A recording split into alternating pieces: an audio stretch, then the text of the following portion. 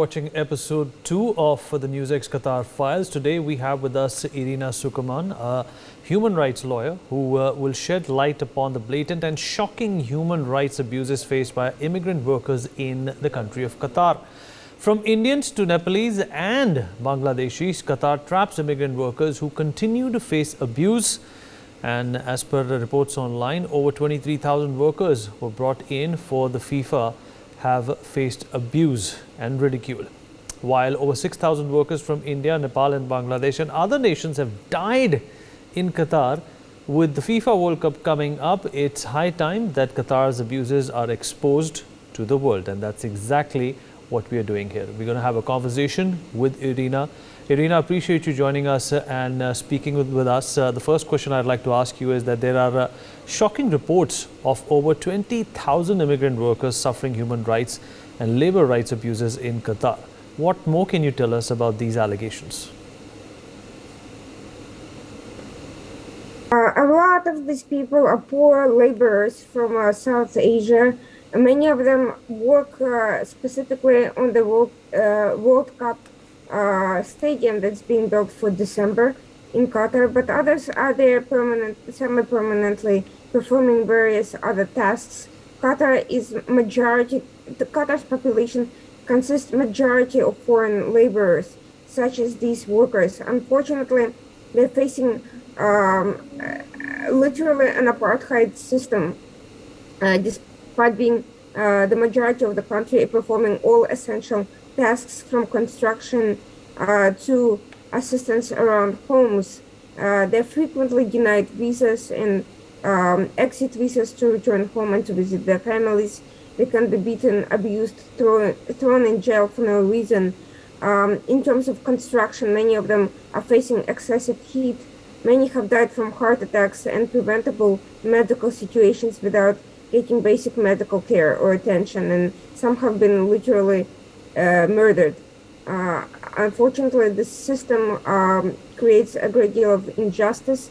Most of the laborers are forced to live in labor camps, in tents, and live on subsistence food. They're not allowed to even have the same brands of food as Qatari population, and they are basically they're not allowed to use even the same airports or the same and in some cases even the same entry lines as the Qatari citizens.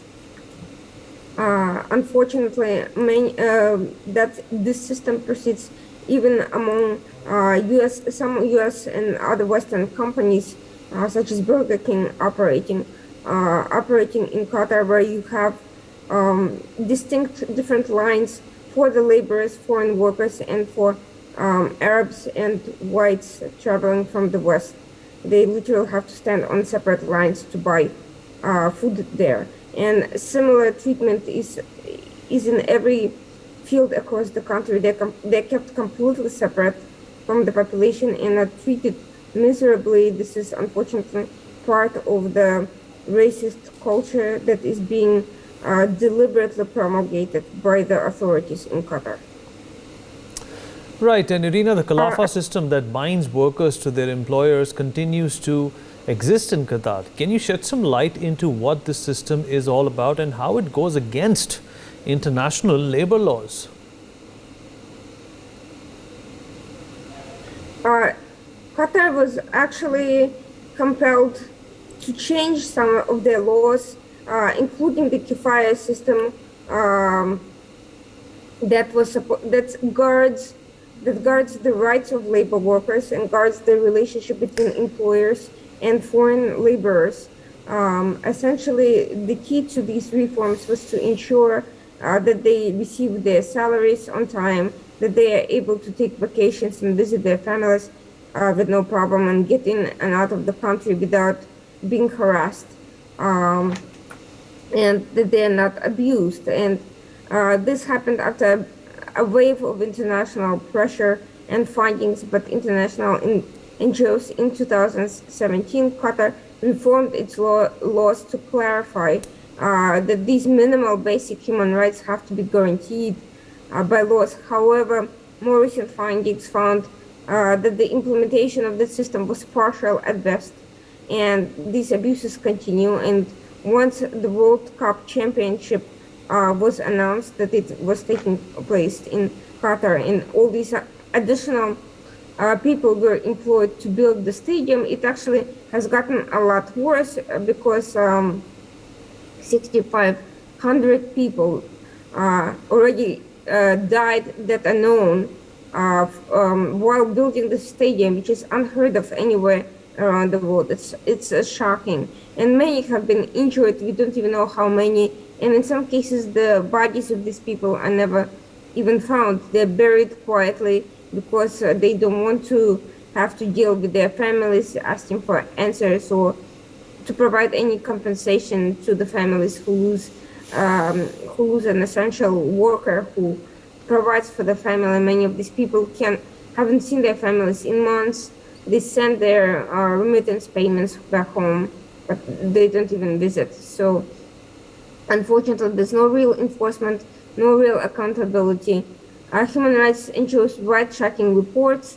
The media, especially in countries where soccer, where football is very mainstream, they write articles about that as well. But there hasn't been a mass movement so far to boycott the championship or to apply any other pressure to further these reforms at all. There's absolutely commercial interest seems to triumph in this case. Irina, also talk about as to what are the other labor Qatar practices in Qatar that have resulted in a large number of foreign workers to be in debt and trapped in that country.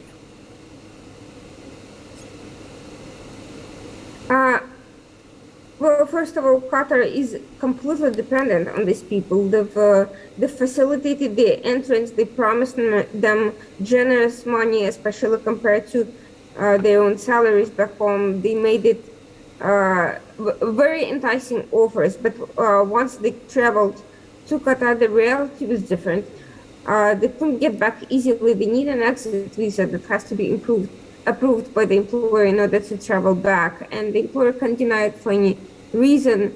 Again, according to the law, this should not be the case. There should be a reasonable level of ease in traveling back home. But in reality, once you are inside the country, the law is not on your side. Qatar is essentially a surveillance state, a police state, where most of the working Qatar population, the native citizens, are part of that policing environment, and they are certainly part of the enforcement of this entire system.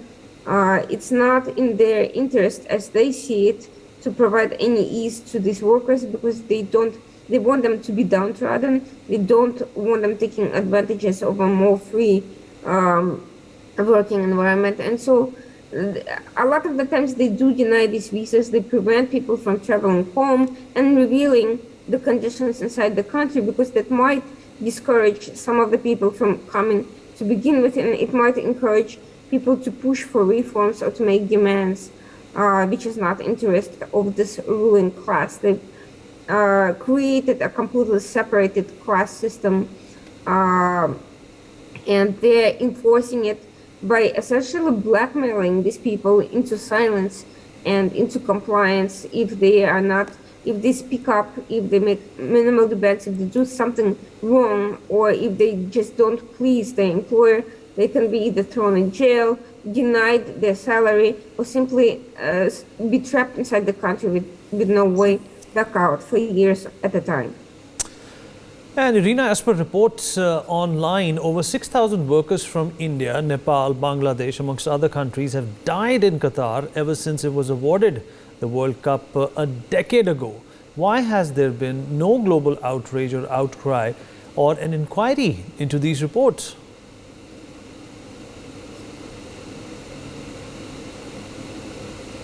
There actually has been a great deal of reporting on this issue. The problem with it is that these statistics fall on deaf ears because Qatar has successfully whitewashed its image, and it has presented itself as a very modern country, enticing to investors and to tourists. The World Cup Championship is a huge fundraising opportunity for them, and they've gone out of their way to create very effective advertising and PR, and to minimize the effect of these reports, essentially bribing some of the athletic organizations that would otherwise push for boycotts, and pushing well-known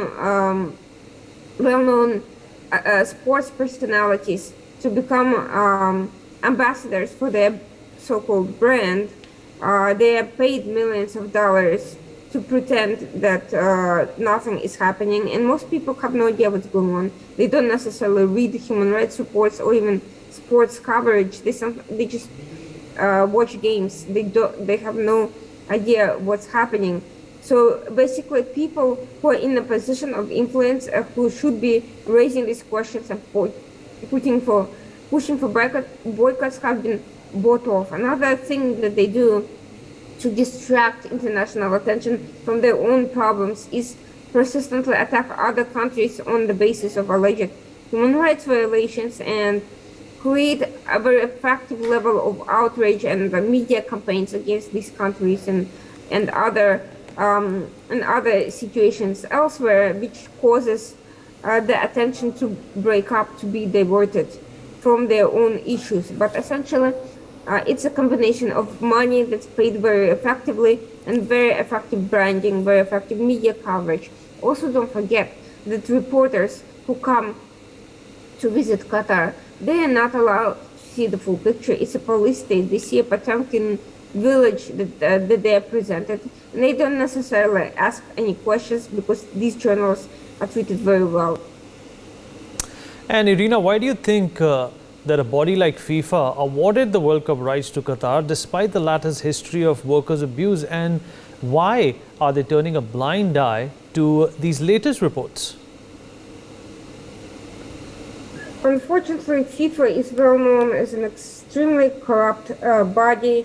It had previously awarded championships to countries that clearly were not they shouldn't have gotten the World Cup Championship slots. There's been known cases of bribery in which FIFA officials were consequently forced to resign. Some were even arrested and investigated for corrupt practices and for bribery.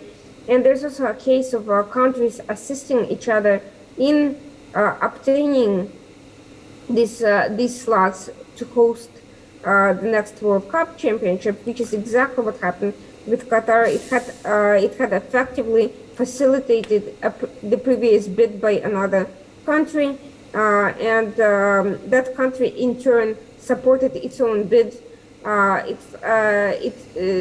There's been discussions over financial bribery, basically, to the decision makers in the process. Those rumors only persisted after the championship was already awarded, and it has continued to this day. We have seen examples of that in FIFA's attitude towards some of the clubs that traditionally participate in soccer, and in general their attitude towards this issue, their silence, only reflects the fact that they have a financial and career or related incentive not to make Qatar angry by raising questions about this hosting opportunity that is costing lives, that is completely inappropriate, and that is being abused by Qatar and used to justify and further whitewash its outright criminality against these vulnerable migrant workers who live there with no rights. And Irina, last question. What do you think the global community can do at this point in time to create pressure on Qatar to allow an independent inquiry into allegations of human rights abuses and bring workers back to safety? There should not be a financial or political incentive for Qatar to abuse the goodwill of the international community like that. This World Cup championship should be boycotted by all involved. People should not be traveling to watch it. Brands should not be investing in sponsorships. Even teams participating should not be participating there. They should push for an alternate location to play. Anything other than that only legitimizes these abusive practices and the outright murder of many of these workers and the extreme duress pressed on them. And it unfortunately sets up Qatar for complete impunity, not just for this instance, but for all future instances of abuses. Once something major like that is allowed to proceed without any recrimination or any accountability, in the future, Qatar can host other major events with similarly deadly results and continue to make money off the deaths of innocent people. Irina, I appreciate you speaking with us and giving us those vivid details of what actually is going on in Qatar. And folks, ever since Qatar was awarded the FIFA World Cup 10 years back, the country has pushed for better infrastructure, a world-class stadium and grand hotels to meet the needs of the Football World Cup. And behind the flamboyance and opulence in Qatar's ugly truth that the nation has whitewashed. As per reports online, over 23,000 workers were brought in for the FIFA World Cup and have faced a lot of abuse, while over 6,000 workers from India, Nepal, Bangladesh and other nations have also died in this country of Qatar. Joining us on the broadcast is Isabel Archer, a program manager for migrant workers in Gulf at the BHRRC. Isabel's work exposes Qatar's hospitality sector and its silent abuse of workers since a very long time. We're going to talk to Isabel. Isabel, appreciate you speaking to us and taking out the time. The first question that comes to my mind is that you've conducted a survey of 19 multinational hotel chains to find out how they are treating immigrant workers in Qatar. What did you find out? I think what was really important about that report was that we were able to collect testimony from workers who had actually been working in hotels or were either currently working in hotels or who had recently returned, to ask them their personal experience of employment in Qatar and in those hotels. And the first thing to note was that that testimony had to remain anonymous. All of those workers were only able to give consent to be interviewed owing to the fact that we were keeping their testimony anonymous. And that really speaks to the very real risk of reprisal from employers against those workers that is ever present for all workers in Qatar. And many of the workers who were interviewed really described a full range of labour abuse, including many practices that are considered indicators of forced labour. So almost all of those workers reported that conditions of employment were being violated for them. So that might have included delayed wages or that employment wasn't quite what they had expected or been told to expect. Almost half of all of the workers who were interviewed had paid extortionate or illegal recruitment fees. And all of the workers who were asked particularly about whether or not they had been able to or felt able to change jobs if they wished, cited that there were barriers to doing that. And then finally, many of them also cited experience of discrimination, racial discrimination. So that involved, disparities in pay and also disparities in how the roles that they were able to access in Qatar. But in terms of what the companies told us and how transparent they were in their answers to the questions that we posed, we did see one or two examples where, we could speak to brands who were engaging more meaningfully with human rights, particularly in this context where we know that labour rights are still severely curtailed. But overall, there was an alarming lack of due diligence on, for example, worker welfare principles and the standards that were being espoused by business partners. So that might have been labour suppliers or recruitment agencies that brands were using.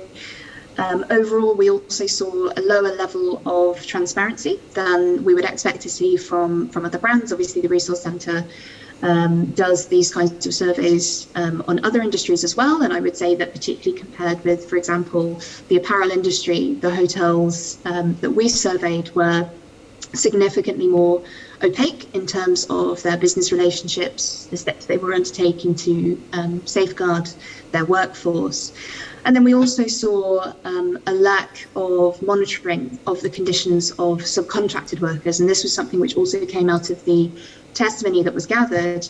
There was a disparity between the experiences of directly employed workers and workers who might be working in the hotel but were employed by, for example, an external security company or a housekeeping company or a cleaning company that deployed workers to the hotel.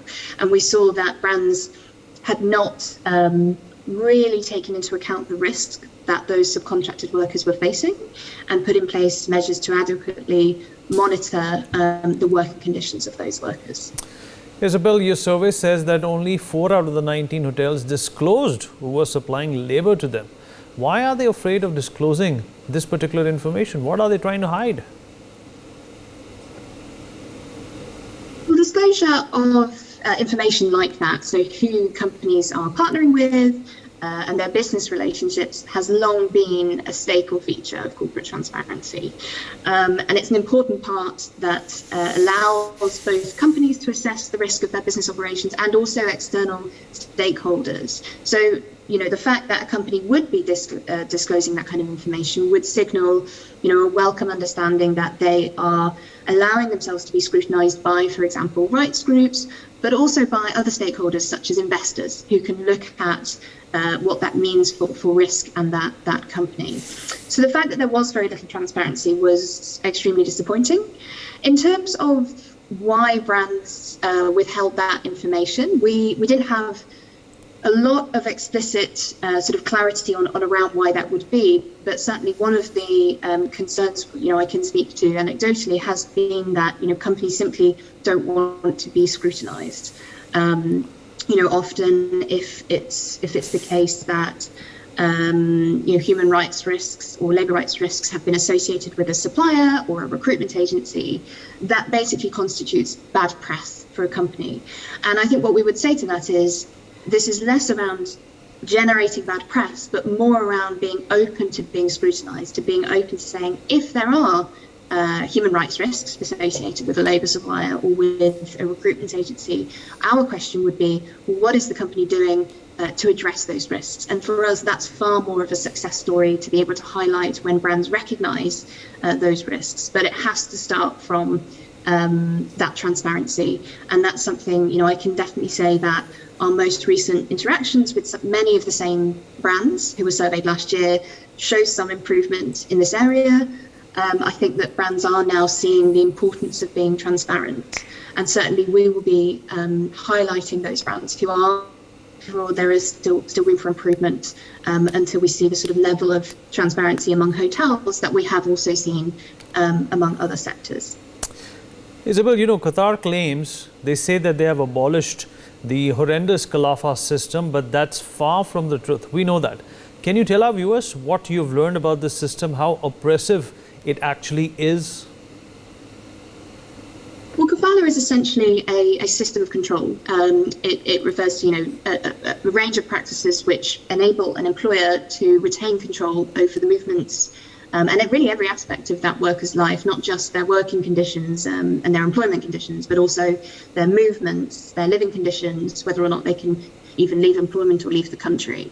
And we have seen, Qatar has certainly being keen to stress that it has now abolished Kefalo. This is the claim, and certainly from our perspective, actually, many of the reforms that were have been passed in the past few years have gone a significant way to redressing this imbalance of power between employers and employees. So, for example, most recently, almost 2 years ago now, we saw that workers are no longer required to obtain permission from their employer if they wish to change employment or if they wish to leave the country. And this was a really significant development, and I think it's important to recognise that has now changed.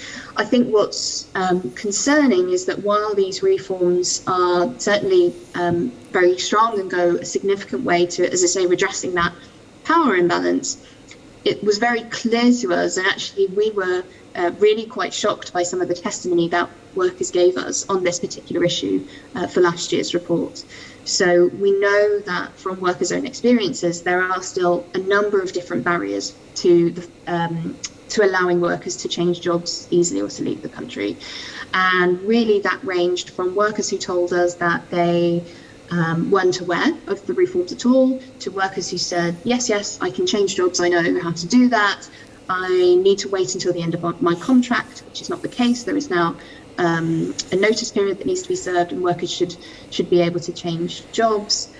We also had workers say, yes, I can change jobs, I just need to submit a resignation letter in writing to my employer, and that's also not the case. It's been made very clear by the ILO and I believe the Labour Ministry that is not a requirement under the new system.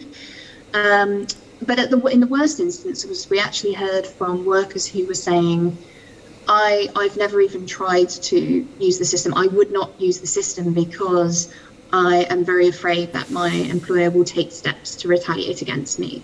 I'm afraid I will be detained if I ask for this. I'm afraid I will be deported if I try and change jobs.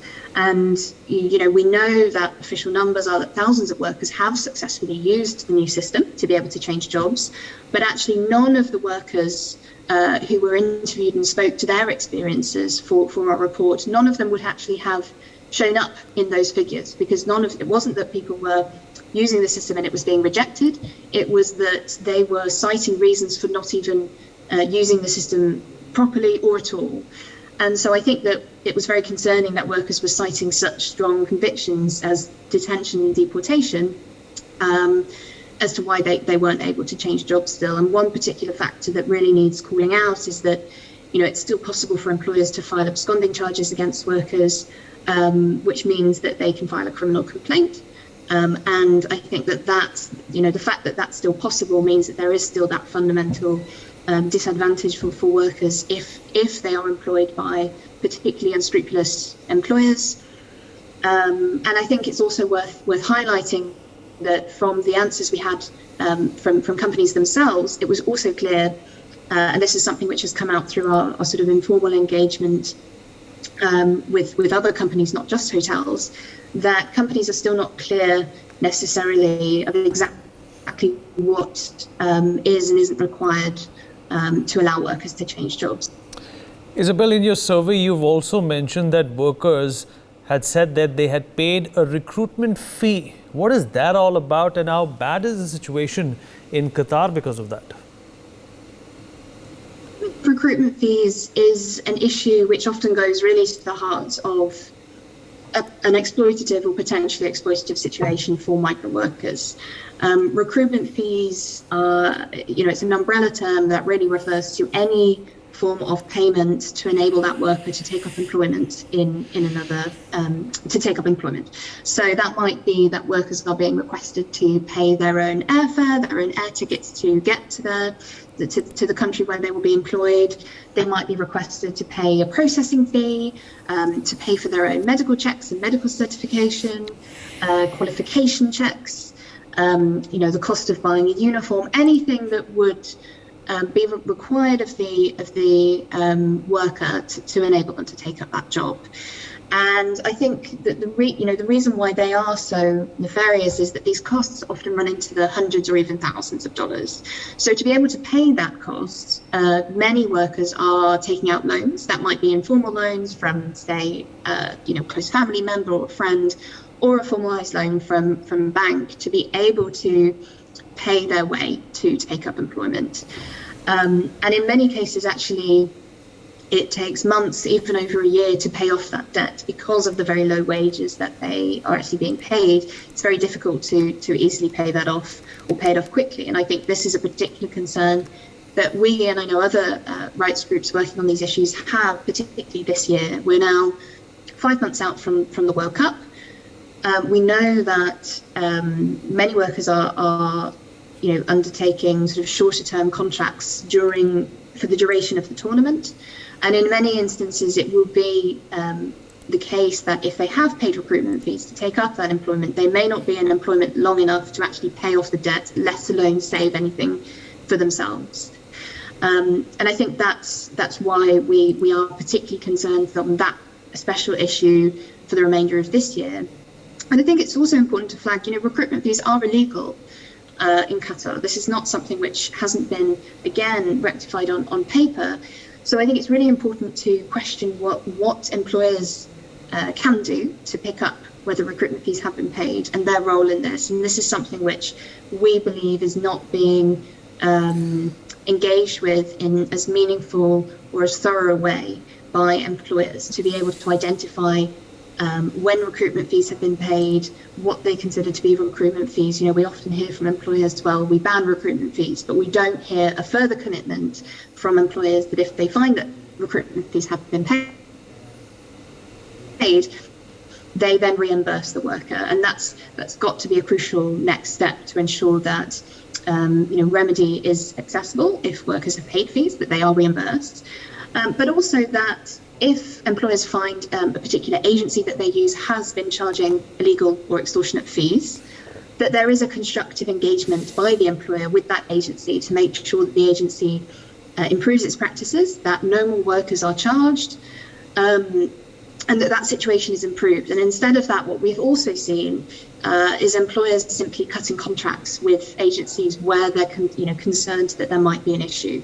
This does nothing to improve the situation for either workers who have already been charged fees or future workers who will use that agency, to gain employment. Again, often this speaks to the fact that, the brand of the company doesn't want bad press. They don't want to be associated with anything that might, appear negatively. But it's something which, certainly for us, best practice would be for companies and brands to engage meaningfully with agencies where these practices are happening, rectify the situation and improve that for workers themselves. And Isabel, if all of this is true, how come multinational hospitality brands continue to operate with such blatant abuse of labor in Qatar? So really there are two main aspects, I think, to that question. The first is that there has been a historic lack of accountability for this particular sector. So, as I mentioned, the Resource Centre has a focus on many different sectors around the world. And I think when we compare the hotels to the scrutiny that maybe a sector such as the apparel sector has faced, it's quite clear that there has been significant focus on the practices of apparel brands and issues around conditions for work, for people who perhaps work in garment factories in, for example, South Asia. And there has not been as much scrutiny on the service sector, like hotels or other hospitality sectors like food and catering. But I think secondly, and this is specific to the region, to the Gulf region, it's very difficult to get transparency on people's experiences. We heard it in the testimony from the workers who spoke to our report last year. There is a genuine fear that people feel, which means that they are afraid to speak out about what is happening. And it's very difficult to get that kind of independent scrutiny, from rights groups themselves on what people are experiencing to be able to, redress any problems. But I also think, we do need to still acknowledge some improvement. As I said, we're currently exchanging with some of the same brands, and I think there has been some improvement, and we'll certainly be pleased to highlight that. But overall, those two factors compounded, the lack of accountability for companies and the lack of transparency on workers' experiences, means that it has allowed brands to foster this sort of lack of responsibility and real lack of acknowledgement of their role to respect human rights. Isabel, the big question is, what precedent is the FIFA setting by turning a blind eye to labor abuse in the country of Qatar? And do you think that the World Cup at Qatar definitely now needs to be boycotted by one and all? We don't take a specific position on boycotts, and I think at this stage the tournament, it's very clear that the tournament is going ahead. Almost all of the teams who are going to be participating have qualified, so the conversation now needs to be constructive, what can be done in these last 5 months, both from the perspective of the companies that we've historically been engaging with, hotels, but also from the point of view of the other stakeholders involved specifically in this tournament. I think that FIFA has now started engaging with hotel brands as well. There have been efforts, particularly in this last calendar year, where together with the International Labour Organization that has an office in Qatar and the Ministry of Labour and the worker organisers, they are now engaging with brands. But I think that there is still plenty to be done for these other stakeholders. So, for example, our Attention to the Resource Centre has now turned to stakeholders such as the football associations and such as the corporate sponsors who will be travelling to Qatar, who will be using many of these services, who will be booking hotels. We've been engaging with football associations to ask them questions around how they are conducting human rights due diligence on their participation in the tournament. Many of those teams have already booked hotels or are in the process of finding training sites.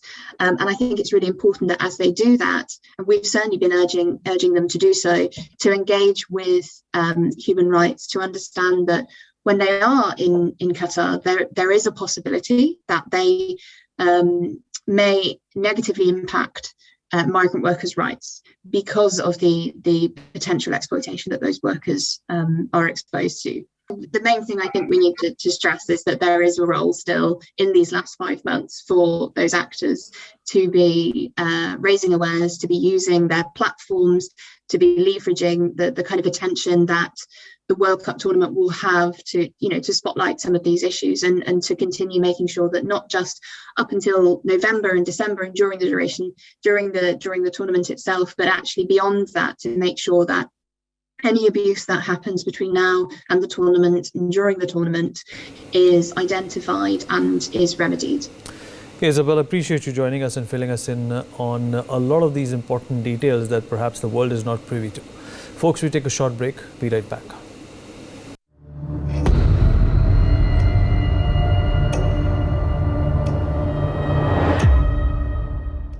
For more such videos, subscribe to the NewsX YouTube channel, hit the bell icon.